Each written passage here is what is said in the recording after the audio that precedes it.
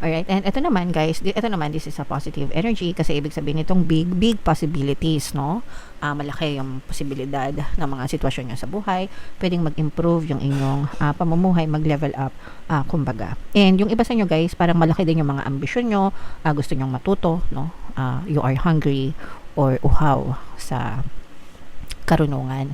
And kapag sinatisfy nyo yung cravings nyo sa knowledge, syempre mag-gain kayo ng karunungan, kaalaman, and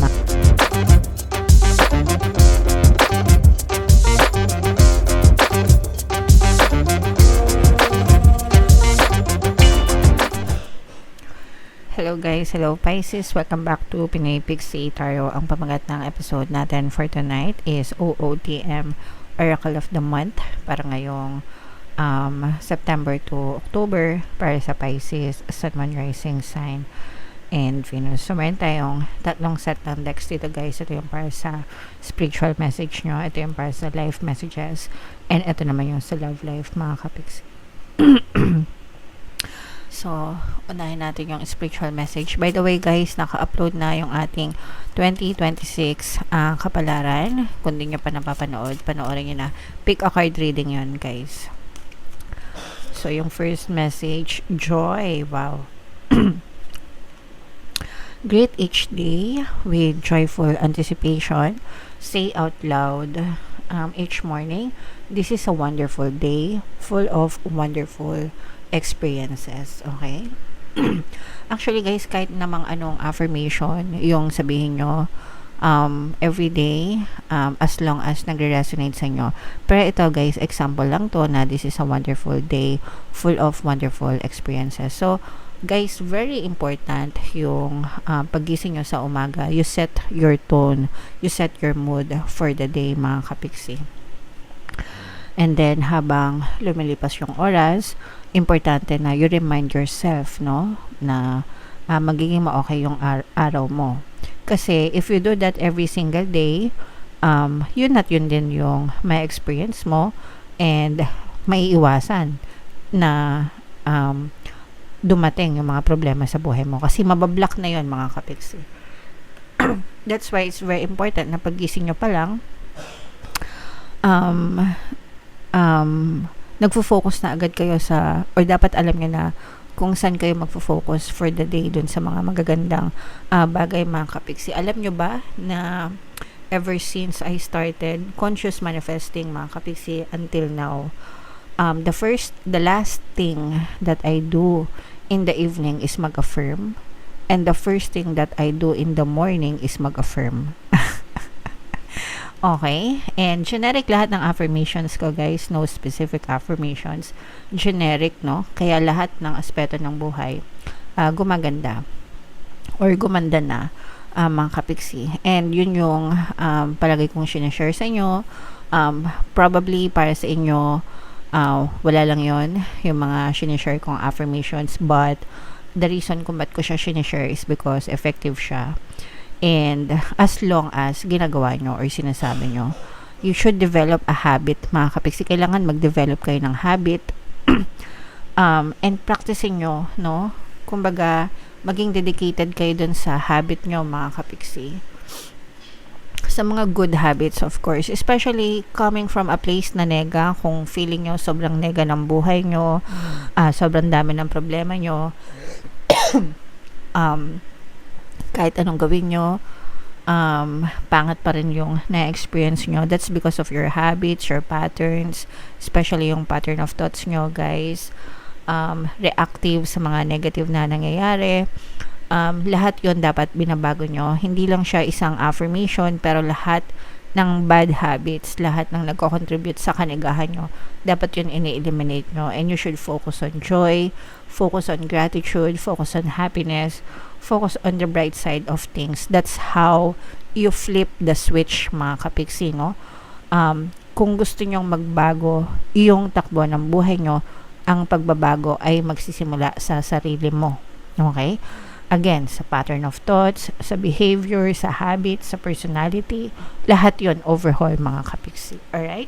So, focus on joy, happiness, gratitude, guys, para talagang mag-transform yung buhay nyo into something positive, guys. Alright? So, comment down below if naka-resonate kayo dyan.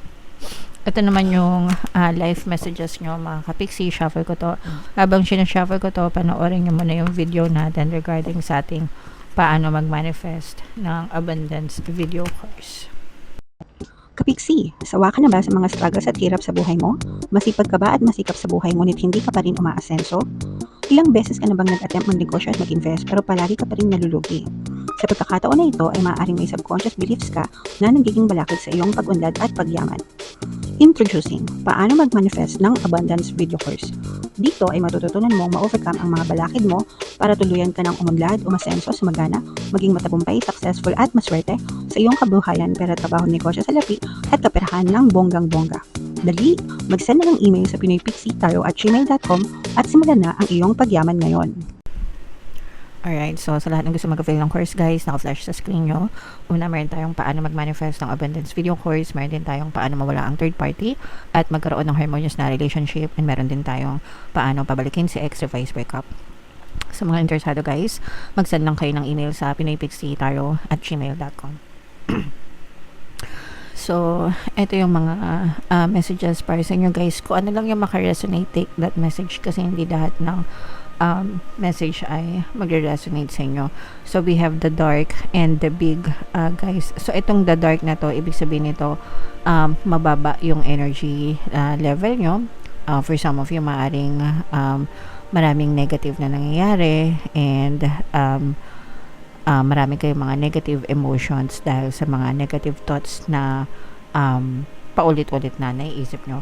Kaya nga, lumabas itong message na to, guys, na you have to focus, no, on joyful things, mga kapixie, kagaya nung sinabi ko sa inyo kanina, para ma-override nyo or makalimutan or matabunan itong mga negative energies na to. Kapag negative energy, kasi kayo, guys, ibig sabihin nakafocus kayo sa negative thoughts, mga kapixie. Alright? Mga problema, ganyan, pagsubok, mga hinaing, mga reklamo sa buhay. So, kailangan nyo magpahinga at saka kailangan nyo mag-cleanse, mga kapixie.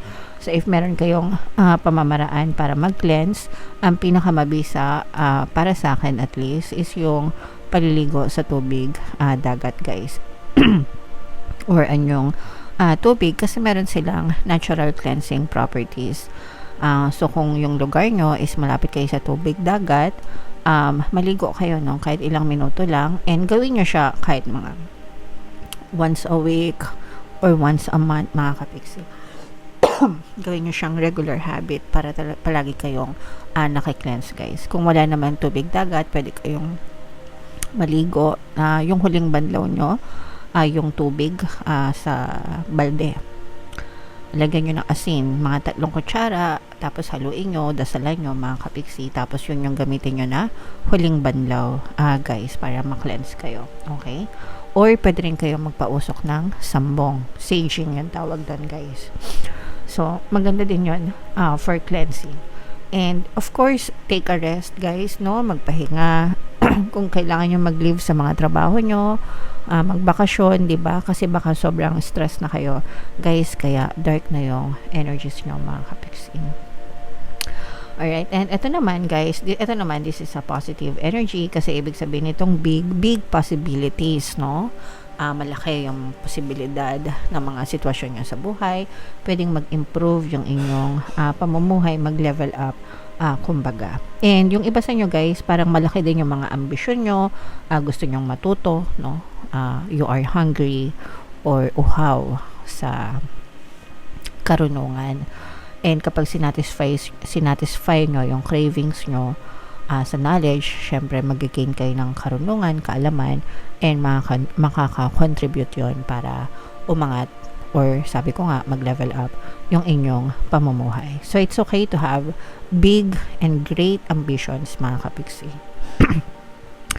Because, again, you can be, do, and have anything that you want as long as mag-focus kayo dun sa mga gusto nyo. Alright? Okay. So, comment down below, Pisces, if feeling nyo nakaresonate kayo dyan sa mga messages na yan.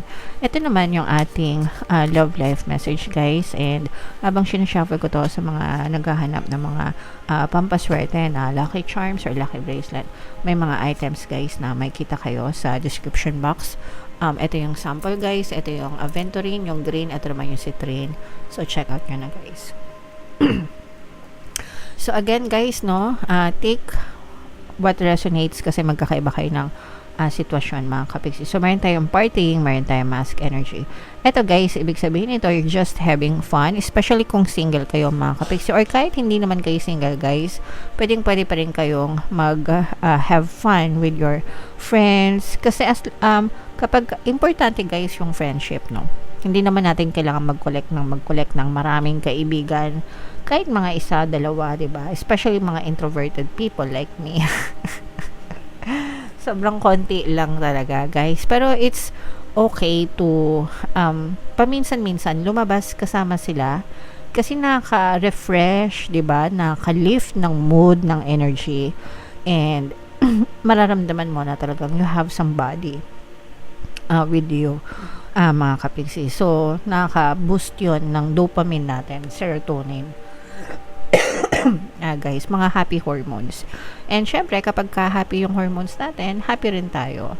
And happy rin yung vibration natin. Happy din yung ating mararamdaman sa buhay. Okay? So, importante na labas-labas tayo paminsan-minsan, guys. Kahit na sabihin natin na may mga anak kayo or wala na kayong time kasi marami kayong inaasikaso. Still, guys, make time, no? Make time to go out paminsan-minsan. Hindi ko naman sinabing palagi, no? Paminsan-minsan para talagang ma-enjoy natin ang buhay, mga kapiksi. And ito naman sa relationship, guys, there's someone who is wearing a false mask. Ibig sabihin, hindi nagsasabi ng totoo. So, it's either ikaw ito or yung person mo. Pwedeng merong tinatago, no?